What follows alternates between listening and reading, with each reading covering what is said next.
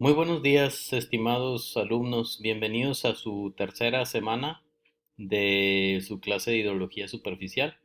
Esta semana vamos a discutir lo que son los sistemas hidrológicos y sus principales componentes.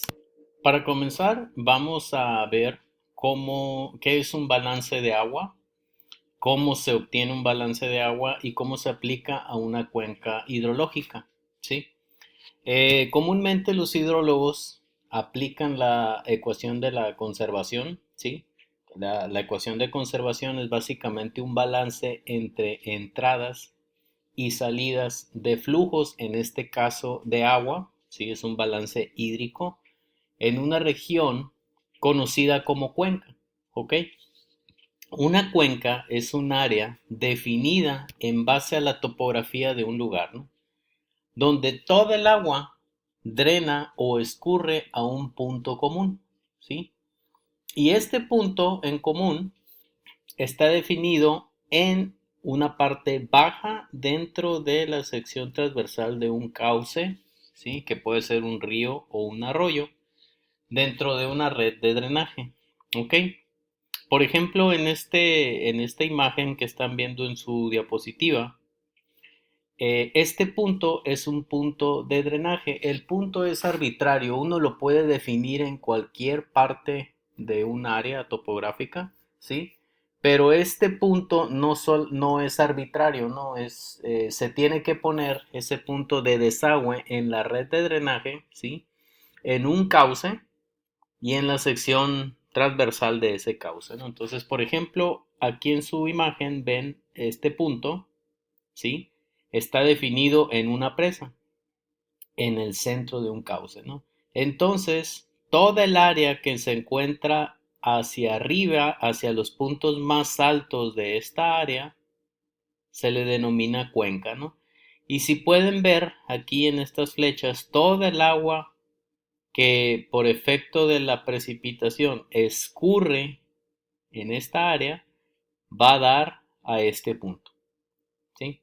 Ahora, si yo muevo ese punto más hacia abajo, aguas abajo, si se fijan, nuevamente el punto está localizado en la parte de la red de drenaje, ¿sí?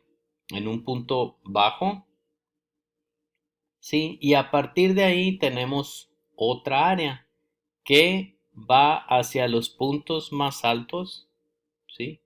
Y toda el agua que por medio de la precipitación escurre drena hacia este punto. Entonces se pueden fijar que el área es mucho mayor en este punto que en este, ¿sí? Bueno, entonces el límite de una cuenca, que son estas líneas rojas punteadas, se le conoce como parteaguas, ¿sí? Es la división o los límites de una cuenca, ¿no? Si se fijan, estos límites están en las partes más altas, ¿no? Con mayor elevación con respecto al punto de desagüe. Entonces, el punto más bajo por donde drena toda el agua que escurre en esta área de la cuenca se le llama punto de desagüe, ¿ok? Aquí tenemos otro ejemplo, ¿no? Nuevamente tenemos nuestro punto de desagüe, que viene a ser el punto de menor elevación con respecto a esta área, ¿sí? A partir de aquí, los límites hacia los puntos más altos se denominan parteaguas, ¿sí?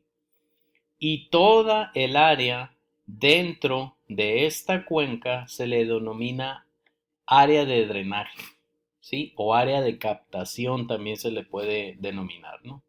¿Sí? O área de contribución. Son tres maneras distintas de llamar a esa área que se encuentra dentro de una cuenca, ¿no? Entonces, nuevamente repasando los límites de la cuenca se le conoce como parteaguas, ¿sí? La proyección horizontal de toda el área dentro de la cuenca se le conoce como área de drenaje o área de contribución. Y esta área, como lo mencioné en la diapositiva pasada, depende de dónde yo ponga este punto de desagüe. Si yo lo muevo aquí, ¿sí? Recuerden, el punto de drenaje tiene que estar sobre la red de drenaje en una cuenca, ¿sí? Perdón, en un cauce, ¿no? En un arroyo o en un río, ¿sí? Si yo lo muevo aquí, lógicamente el área hacia las partes más altas, ¿sí? Va a ser diferente a este, ¿no? Entonces, si yo muevo este punto, más básicamente la proyección o el área de drenaje va a ser toda esta, ¿no? Todo el agua que escurre hacia este punto, ¿ok? Bueno, ¿cómo delineamos una cuenca? Básicamente hay dos métodos, uno muy sencillo, de hecho yo recomiendo mucho este método como un método de campo. Si nosotros salimos a campo con un mapa topográfico podemos identificar rápidamente una cuenca o las cuencas donde nos encontremos, ¿no? Y el otro método es por medio de modelos de elevación digital, como el que se muestra aquí en esta figura, ¿no? En la figura de la derecha de esta diapositiva. Un modelo de elevación digital básicamente es una representación de la elevación por medio de mapas.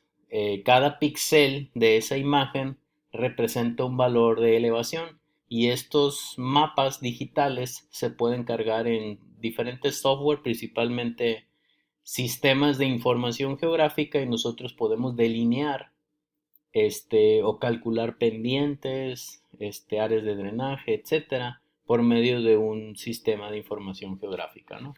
En el caso de los mapas topográficos, como el de la izquierda, ustedes pueden ver la representación de la topografía por medio de líneas de contorno. Estas líneas que ustedes ven aquí, o curvas de contorno, ¿sí? Representan el mismo valor de elevación, ¿sí? Estos números que están viendo en la parte superior del mapa, a la orilla del mapa, son los valores de elevación. Entonces, por ejemplo, en este 270 nos dice que esta línea de contorno mide 270 metros de elevación o tiene un valor de 270 metros. Por ejemplo, este valor de 390 es el mismo valor de elevación a lo largo de esta curva de contorno, línea de contorno. Entonces las líneas nos representan elevaciones, ¿ok? Entonces nosotros, identificando algunas de las características del terreno por medio de un mapa topográfico, podemos delimitar o delinear una cuenca topográfica. En las siguientes diapositivas vamos a identificar algunas formas topográficas para que nos puedan ayudar a delinear más apropiadamente una cuenca. Como mencioné en la anterior diapositiva, una línea de contorno nos representa una elevación, ¿sí? Entonces, si nos movemos a lo largo de una misma línea, nos representa un mismo valor de elevación, ¿ok? Entonces, por ejemplo, aquí el 1500, este número nos indica el valor de la elevación a lo largo de esta línea. Y por ejemplo, esta cúspide, ¿sí? Esta montaña, el valor más alto sería 1628, ¿ok? Ahorita vamos a ver cómo se representa una montaña, ¿no?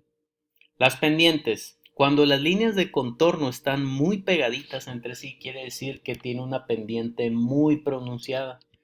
En este ejemplo, si se fijan, las líneas de contorno están muy juntas, ¿no? Paralelas. Nunca se tocan. Son paralelas, pero nunca se tocan.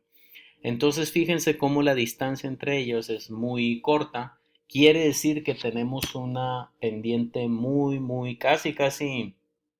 casi vertical, ¿sí? Es lo que nos está diciendo aquí, ¿no? Entonces, si se encuentran muy separadas, quiere decir que tiene una pendiente muy suave, como aquí, ¿no? Fíjense cómo tenemos una pendiente suave y de repente tenemos una pendiente muy pronunciada.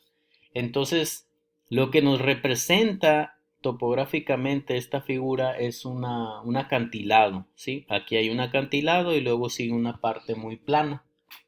¿sí? Más o menos sería una mesa. Una mesa es una característica topográfica, ¿no? Una montaña que tiene un pendientes muy pronunciados y la parte de la cima de esa montaña es plana, como pueden ver aquí, ¿no? Fíjense cómo la pendiente también es suave en la parte alta de esa pendiente, ¿no? Los cauces, fíjense, los cauces viene siendo la incisión que forman los arroyos o los ríos, ¿no? Los cauces se representan en un mapa topográfico como una forma V o de una punta de flecha. Y esa punta de flecha apunta hacia el valor de mayor elevación, ¿sí? Entonces, fíjense cómo esta V está apuntando hacia la cima o hacia una mayor elevación. Fíjense cómo aquí empezamos en 300 y va subiendo hasta 400, etcétera, ¿no? Entonces, estas puntas de flecha o estas V, el vértice apunta hacia la mayor elevación. Eso significa que tenemos una incisión, un cauce, ¿sí? Un arroyo o un río. Caso contrario, fíjense aquí cómo la punta, el vértice de la V apunta hacia la menor elevación, ¿sí? Ahí tenemos lo contrario.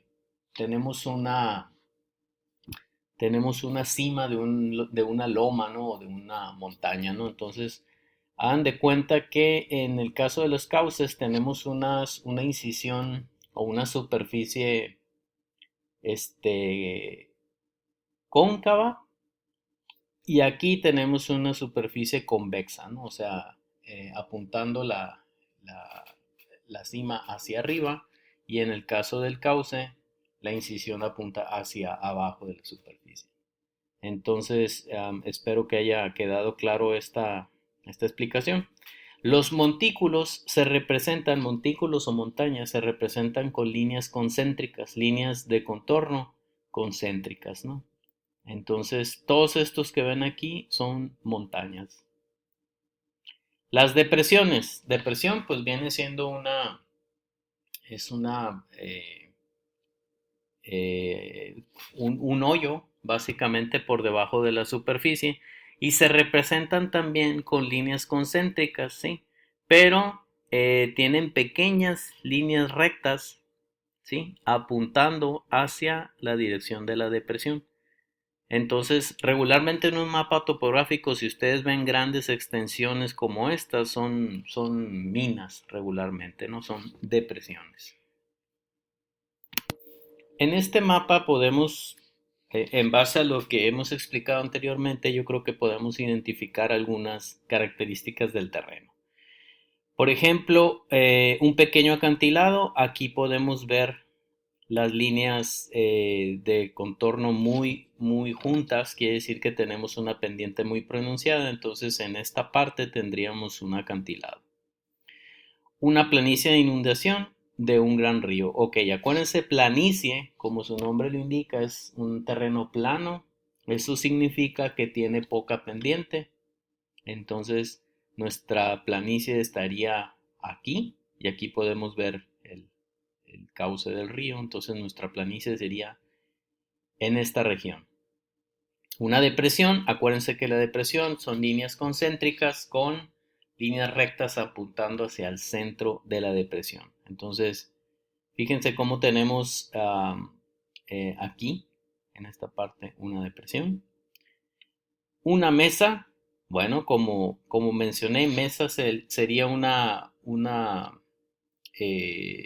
pendiente muy pronunciada, un acantilado, cuya cima es plana, como aquí. Acuérdense, una superficie en plana son las líneas de contorno con una gran separación entre sí. Entonces, esta sería nuestra mesa.